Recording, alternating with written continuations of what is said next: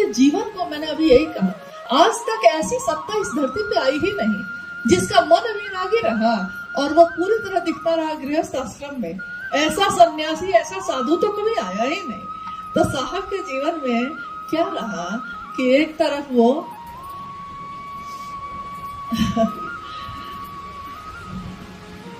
एक तरफ वो लोगों को महादेव की तरफ चलाते भी रहे, एक तरफ रंजो गम की बारिश होती हुई रही, उसका दर्द भी वो सहते भी रहे। एक पंक्ति उन्होंने लिखी है अपनी किताब में, 2 शब्द में, कि जमाने में एक तरफ महादेव की दया मेरे साथ चल रही थी और एक तरफ हादसों और साजिशों की बारिश भी चल रही थी। जमाने में, उसी में उन्होंने शमशेर जी की एक पंक्ति है, उसको उन्होंने उस दिन कहा कि इसको लिखो मेरी किताब में, 2 शब्द में लिखो।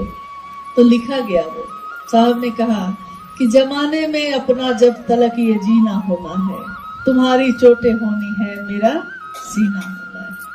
तुम चोट ही दोगे, तुमसे मुझे मिला भी यही है, मिलेगा भी यही, लेकिन मेरा सीना ही सामने रहेगा, मैं पीठ कभी नहीं दिखाऊंगा। महादेव का चेला हूँ, चोट भी खाऊंगा तो सीने पे ही खाऊंगा, पीछे में नहीं। तो किस मिजाज से उन्होंने महादेव की स्थापना हमारे आपके जीवन में की है, क्या चाहा है। शिव के शिष्य ने चाहा है कि हम सभी शिव के शिष्य बने। शिव के शिष्य ने इसके सिवा कुछ भी नहीं चाहा। तो उनके इस चाहत में हम सब शिव के शिष्य अपनी चाहत को मिलाएं, चलने की कोशिश करें। हमारा जितना सामर्थ्य है, हम लोग बहुत सामर्थ्य वाले लोग नहीं हैं, वो ऊर्जा का अक्षय स्रोत है, हम आप नहीं हैं। लेकिन कहते हैं बूंद की अपनी कोई ताकत नहीं होती, लेकिन वो बूंद अगर सागर से मिल जाए तो उसकी ताकत सागर जैसी हो जाती है, समंदर जैसी हो जाती है। तो हम हैं बूंद ही, हम हैं बिखरे बिखरे तारे ही, लेकिन हम सबका आकाश एक है।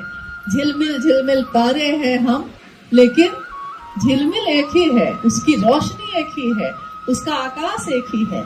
तो शिव के शिष्य की बगिया में जितने भी फूल खिले हैं सब अलग अलग तरह के हैं। कोई गेंदा है, कोई गुलदाउदी है, कोई गुलाब है, सब अलग अलग है, सबकी अपनी सुगंध है, अपनी दुर्गंध है, लेकिन बगिया तो एक ही है। उस बगिया का माली तो एक ही है, उस बगिया का मालिक भी एक ही है। मालिक है शिव स्वयं, माली है उसके साहब दीदी। और हमारे जीवन के जितने भी पतझड़, बसंत, जितने भी मौसम आते हैं, सब में हमारी देखभाल करते भी हैं वही, हमको अपने साथ लेकर चलते हैं वही। तेरा साथ है तो मुझे क्या कमी है, अंधेरों में भी जल रही रोशनी है। उनका साथ रहे, इसके सिवा हम लोग को और क्या चाहिए। तो आप इस स्थल पे जहाँ बैठे हैं, इस स्थान पे, हर जगह पे, हर स्थान पे जहां भी आप बैठे हैं या हम लोग बैठे हैं, साहब के चरण गुजरे हैं। जहां जहां चरण परे साहब के, जहां जहां भी उनके चरण परे हैं, हम सभी शिव शिष्यों का मन नमन करता है, कृतज्ञ है उनके लिए कि उन्होंने हमारे जीवन में गुरु शिव को उतारा है। हम उनके सामने नतमस्तक होते हैं, इसलिए नहीं कि साहब ये चाहते हैं कि हम उनके सामने झुकें। साहब ने तो चाहा कि हम शिव के सामने झुकें, लेकिन जो शिव का रास्ता दिखाएगा हमारा मन उसके लिए भी झुकता है। और हम लोग कम से कम, कुछ लोगों ने जो किया सो किया, लेकिन क्या हम भी ऐसा ही करेंगे? क्या हम शिव से भी उनके साथ ऐसा ही करेंगे? क्या हम गुरुभाई गुरुवन भी ऐसा करेंगे कि हमारा परिवार जिसने बनाया है, शिव शिष्यों का परिवार, ये शब्द किसी संस्था का नहीं है। ये शब्द, इस परिवार को ये नाम माँ नीलमानंद जी ने दिया। माँ नीलमानंद जी के दिए इस नाम में ताकत है। ये परिवार अटूट है, अखंड है और हमेशा अखंड रहेगा, चाहे कोई चाहे या न चाहे। किसी के चाहने से ये टूटेगा नहीं, ये कारवां चलता ही रहेगा, अपने साहब दीदी के साथ चलता रहेगा। गुरु मंजिल है स्वयं, हम गुरु की तरफ चलते रहेंगे। इस रास्ते में कांटे नहीं मिलेंगे, लेकिन महादेव की दया से कांटे फूल भी बनेंगे। लोग मिलते रहेंगे, बिछड़ते रहेंगे, लेकिन साहब दीदी ना बिछड़ जाए इसकी कोशिश करिएगा, क्योंकि उन्होंने अपने जीवन का दान दिया है, उन्होंने अपने जीवन का पल प्रतिपल दिया है, उन्होंने अपनी खुशी का, अपनी कामनाओं की आहुति दी है ताकि हम खुश रह सके। कोई माता पिता अपने बच्चों की खुशी के लिए अपना सर्वस्व देता है, लेकिन वो बच्चे ही क्या जो अपने माता पिता के इस आहुति को ही भूल जाए, इस तपस्या को ही भूल जाए। तो हम इस बात को भूल न जाए, इस बात को याद रखिएगा हमेशा सदैव, और साहब से अनुरोध भी करिएगा कि वो हम लोग को भूलने नहीं दे, हमारे मन के अंधेरे को वो दूर करते रहें, रास्ता दिखाते रहें।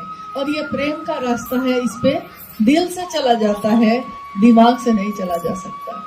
जो भी इसमें दिमाग लगाएगा वो इस रास्ते से दूर हो जाएगा, लेकिन जो दिल से चलेगा उसके लिए रास्ते खुलते चले जाएंगे।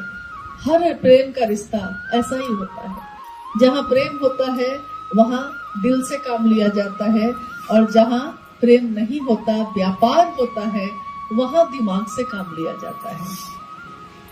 तो शिव की शिष्यता हम सबके लिए व्यापार नहीं है, हमारा सर्वस्व है, हमारा जीवन है।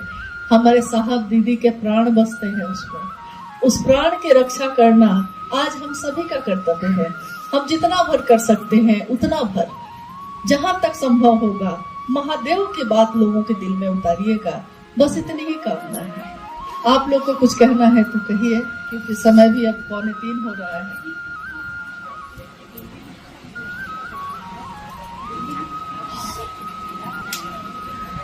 अच्छा, अभी 21 जुलाई को जो है ना, कि इनका कहना है कि दिल्ली में एक संगोष्ठी है, 21 जुलाई को है।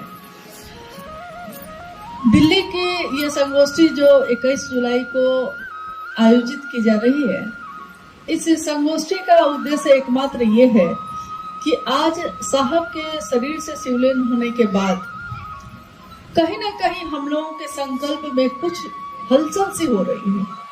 जैसे हम लोग को लग रहा है कि साहब अब है ही नहीं, जबकि ऐसा है नहीं।